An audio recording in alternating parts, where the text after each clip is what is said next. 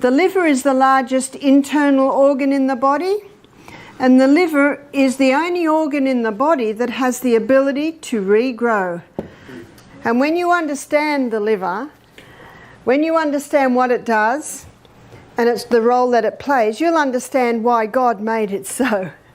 You see, cancer cannot get a hold on the body if the liver's working in optimum performance. Hello and welcome back. I'm Barbara O'Neill.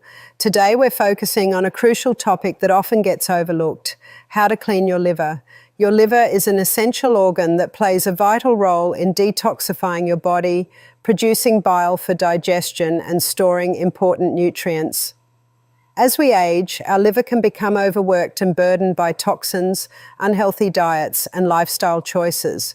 In fact, studies show that about 25% of adults have fatty liver disease, which can lead to serious health issues if left unchecked. In this video, we'll discuss the signs of an unhealthy liver, explore simple yet effective ways to cleanse and support your liver health, and share practical tips to incorporate into your daily routine. So join me as we uncover how you can take charge of your liver health and improve your overall well-being. And as a special thank you for joining me today, we're giving away 100 free copies of my best-selling book to subscribers. So if you haven't already, make sure to hit that subscribe button and leave a comment about why you want to win my best-selling book. So what I want to do before I show you what the liver's doing today, I want to show you what it does with everything that comes into the body. So environmental poisons coming into the body, everything goes straight to the liver. And if it's toxic, the liver says, whoa, nasty guy, wrap him up in fat and store him. And if the liver looks at it and says, no, we can break that down to a state that can be easily released, that is what it will do. What about food? Let me show you what it does with the food that comes in. And never in the history of mankind have human beings eaten so many carbohydrates. So we're going to do a carbohydrate assessment. And I want you to tell me what most Americans had for breakfast this morning. Toast, eggs, Yeah, toast. So here we've got bread. Cereal's a very popular one. One lady said egg. Sorry, no one cooks anymore. Is that right? donuts. Donuts. Surely not. And we talked about the healthiest part of the donut, didn't we? Which is the hole in the middle. So we'll say for the donuts, the cakes, you call them biscuits. Do you know what we call biscuits? Cookies. So when we see a sign that says biscuits and gravy, we're thinking, oh, these Americans are strange people. They put gravy on their cookies. But I realise that I think your biscuit is like a scone, like a roll or something like that. So I'm just going to say cakes, etc. So this takes into consideration the donuts, the biscuits, the cakes, the pastries, the pies, all of that. And pizza. When I was a little girl, I didn't know what a pizza was. I don't think I knew what a pizza was till I was about 20. So I'm a baby of the 50s, 60s, so they weren't really around then. Same with pasta. I don't think there's a home today that doesn't have pasta. Would that be right? And rice is another carbohydrate. Potatoes. That's a high carbohydrate food. And last and certainly least in nutritive value is the pure crystallized acid that's extracted from the sugarcane plant. Now, would you agree with me, students, that Americans have become high carbohydrate consumers?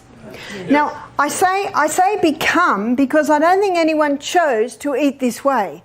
It was just there, it's just easy. We're such a fast society today, and many people don't think about their lunchtime till they're hungry, or their evening meal till they're hungry. And there's no time to soak the legumes and cook the legumes. There's no time to steam the vegetables. They just want food now. So I think it's something that is just, you could say, evolved. It's clear that many people today rely heavily on processed and convenience foods. These options are often packed with sugars, unhealthy fats, and empty calories, which can lead to various health problems. Over the years, we've seen obesity rates climb sharply, and this surge has brought along serious conditions like diabetes, heart disease, and high blood pressure. The liver is key in handling all these carbohydrates and sugars we consume. When we eat a lot of carbs, especially the refined ones found in many packaged foods, our liver breaks them down into glucose. If we don't need that glucose right away for energy, the liver stores it as glycogen. But once those glycogen stores fill up, the liver starts turning excess glucose into fat, which can lead to fatty liver disease if it continues over time. This overload of carbohydrates can also disrupt our blood sugar regulation. Eating high-carb meals often causes blood sugar spikes, leading to insulin resistance. Where the body struggles to respond to insulin effectively, this condition can make it easier to gain weight and significantly raises the risk of developing type 2 diabetes. So what does phase 2 need? What does the body need to support the liver to cope with this toxic metabolite? It needs antioxidants. And antioxidants,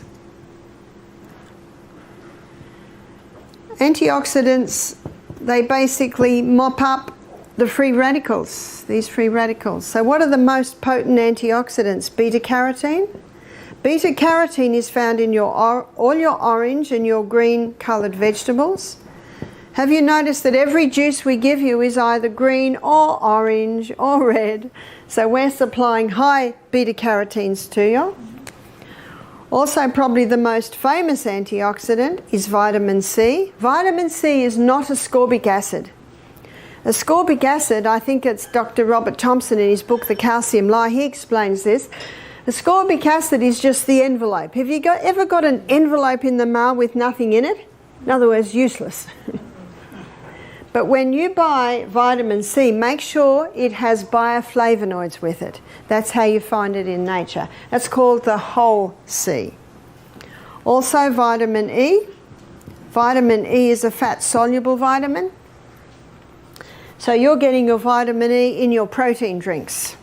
So in your protein drinks, I think we either make it with either organic soy or almond milk and put a little bit of coconut milk in there with your pea protein powder. So you're getting your vitamin E there. Can you see that we are nutritionally supporting your liver to effectively detoxify you? I'm going to put this sideways because they are not antioxidants, but your liver needs them at this stage, and that is your minerals. And your minerals are in everything, especially that broth at night. Also your juices with your organic fruits and vegetables, and that little bit of Celtic salt that you're having before every glass of water. And vitamin B. Now, Deborah, I think it was you asked me last night, why is my urine bright yellow? I said, it's the B vitamins. You're not losing your B vitamins, it's just the reaction that it has in the body. So within 36 hours, phase 2 kicks in. What does phase 2 need? So phase 2 needs protein. Now this explains why yesterday, on Monday, we gave you 2 protein drinks. So you had 5 juices yesterday. So Monday, 5 juices. Your 8 o'clock one was green barley, 10 was the protein, 12 was green barley, 2 was protein, and your 4 was green barley. Because yesterday your requirements for antioxidants exceeded your liver's requirements for protein. As phase 2 progresses, the liver continues its detoxification efforts. This stage relies heavily on amino acids, which are derived from the proteins in your diet. Amino acids play a critical role in binding with the toxins, converting them into water-soluble forms so they can be safely excreted from the body. That's why ensuring adequate protein intake at this stage is crucial. The 2 protein drinks provided were intended to boost these amino acid levels. Furthermore, glutathione, one of the most powerful antioxidants produced by the liver, requires adequate sulfur-containing amino acids, such as cysteine, for its synthesis. This is why sulfur-rich foods like garlic, onions, and cruciferous vegetables are also emphasized in the diet. These nutrients support the regeneration of glutathione, ensuring your liver has enough defenses against oxidative stress. In addition to protein, it is essential to maintain a balance of micronutrients, including magnesium, zinc, and selenium. These minerals serve as cofactors in various enzymatic reactions within phase 2 detoxification. The broth at night, along with the juices, helps replenish these vital minerals.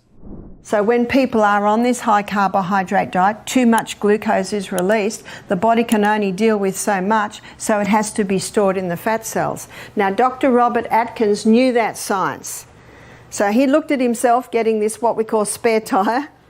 So he decided to do an experiment on himself. He decided to stop all carbohydrates. What did he eat? He ate a lot of vegetables, okay? And a lot of people don't realise that, with the exclusion of the potato. So he was eating a lot of fibre. And he knew also that the gastrointestinal tract needed to move through the next two food groups.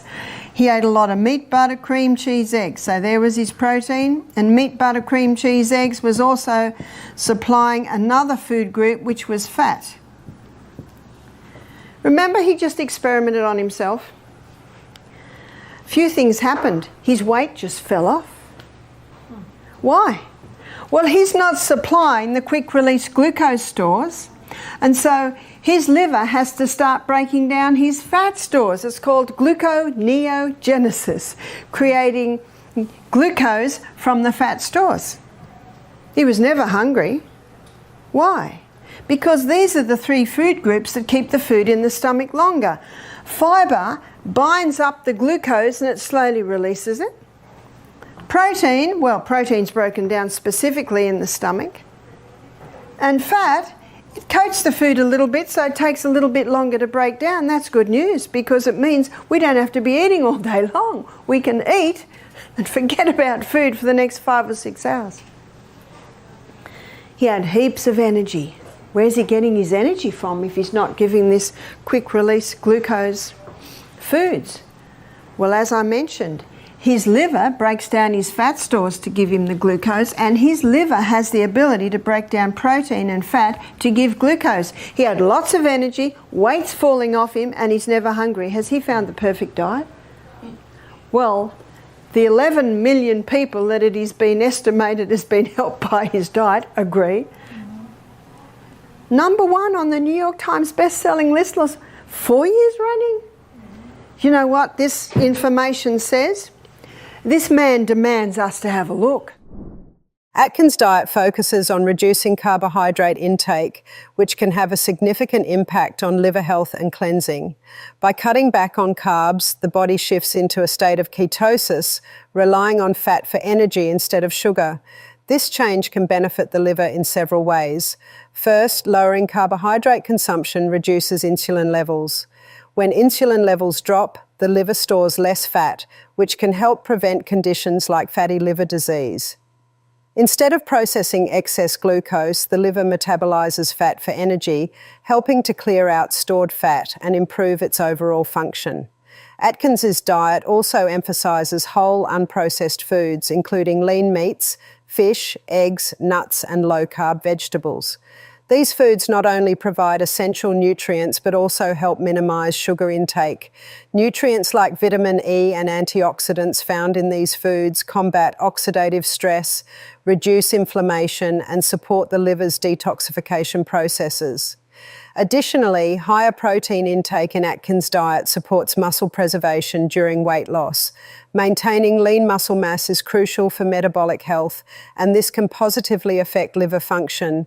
Muscle tissue helps regulate blood sugar levels, which reduces the overall burden on the liver. Many people on Atkins' diet also experience weight loss, which can lead to improvements in liver enzymes and overall liver health. Losing weight can decrease liver fat and inflammation, further supporting liver function. How can you do it, though, on a vegetarian diet? Let's have a look. And we're going to go to Genesis 1:29, where God's telling Adam and Eve what to eat. Because I don't think you can improve on the Garden of Eden diet. Let's have a look at it. In Genesis 1:29, God says, "Behold, I've given you every herb-bearing seed which is upon the face of the earth." We're going to have a look at the food, we're going to have a look at the protein content and the carbohydrate content. God says, behold, I've given you every herb-bearing seed. So what's a seed? That would be grain. A seed would be legume, like often called the beans. And a seed would also be seed. So let's look at grain. You've got wheat, rye, barley, oats, amaranth, buckwheat, quinoa, so many, rice, so many grains. They are high in protein, but they are also high in carbohydrates. So let's glance over at our carbohydrate list. How many of these are from grain? So we've got grain, grain, grain. We could say grain, grain, grain, grain, grain, because all the cake section. Grain, grain, grain. The majority of our carbohydrate list is from the grain department. What's a legume? That's your chickpeas, lima beans, black-eyed beans, cannellini beans. Well, you call them black-eyed peas, don't you? Lentils, soy. They are high in protein, but interesting to note that they are medium to low in carbohydrate. Wow. That is interesting, because if you go to the modern Atkins books, which is your keto diet, your ketogenic diet, your paleo diet, they will say don't eat legumes because they have carbohydrates. Well, they do, but not a lot. Only a third what you will find in the grain. What about seed? You've got pumpkin seed, sesame seed, sunflower seed, chia seed, flaxseed or linseed. These seeds are high in protein, but they are quite low in carbohydrate. So God said, behold, I've given you every herb-bearing seed which is upon the face of the earth, and every tree, in the which of the trees a fruit-bearing seed. What's a fruit-bearing seed? There's your nut. All your nuts come from the fruit of the tree. And we've got, you say pecan, we say pecan, walnuts, cashew, Brazil, hazelnut, almond, so many nuts. And the nuts are high in protein, but quite low in carbohydrate. So to ensure you're getting your three essentials, the fibre, protein and fat, my suggestion is you increase the legume, nut, seed part of the meal and decrease the grain part of the meal. That's an easy way to do it. You can see why Atkins' diet was so popular. You can see why the paleo diet's so popular. But what comes into the equation also is Dr. Colin Campbell's book, China Study, where he shows that he could switch cancer cells on and off by the amount of meat and dairy products he was giving to the rats. There's hardly a meat that is safe today because of the way they're fed, because of the way they're killed, because of the way they're stored. It makes it so much easier on the vegetarian diet. When considering liver cleansing on a vegetarian diet, it's essential to delve deeper into the types of foods that support liver function while also providing necessary nutrients. First, let's examine grains more closely. While they are often dismissed due to their carbohydrate content, whole grains are a rich source of dietary fibre, which is crucial for digestive health. Fibre helps to bind toxins in the digestive tract and facilitate their removal. Whole grains like quinoa and brown rice are excellent choices because they offer not only protein but also essential vitamins and minerals like magnesium and B vitamins, which play a role in energy metabolism and overall health. Legumes are another powerhouse in a vegetarian diet. They provide significant protein while being lower in carbohydrates compared to grains. For example, lentils are packed with protein and are also high in fibre, which helps regulate blood sugar levels and supports liver detoxification. Additionally, legumes contain phytochemicals that can help protect against chronic diseases. Black beans and chickpeas, rich in antioxidants, can further support liver health by reducing inflammation and oxidative stress. Seeds and nuts deserve special attention as well. Pumpkin seeds, for instance, are rich in magnesium, which is vital for over 300 biochemical reactions in the body, including those related to liver function. Flax seeds contain omega-3 fatty acids, which have anti-inflammatory properties and can help combat fatty liver disease. Nuts like almonds and walnuts provide healthy fats and protein while being low in carbohydrates, making them a great addition to a liver-friendly diet. Moreover, incorporating a variety of fruits and vegetables is key. Leafy greens such as spinach and kale are particularly beneficial because they are high in chlorophyll, which can help detoxify the liver. Cruciferous vegetables like broccoli and Brussels sprouts contain compounds that enhance liver detoxification enzymes, promoting the breakdown of toxins. Thank you for joining me today to learn about how to clean and support your liver. I hope you found these tips helpful and easy to apply in your daily life. Remember, taking care of your liver is a key step towards better overall health. If you enjoyed this video, please like, subscribe, and share it with others who might benefit from this information. And as always, stay informed, stay healthy, and take good care of yourself. See you in the next video.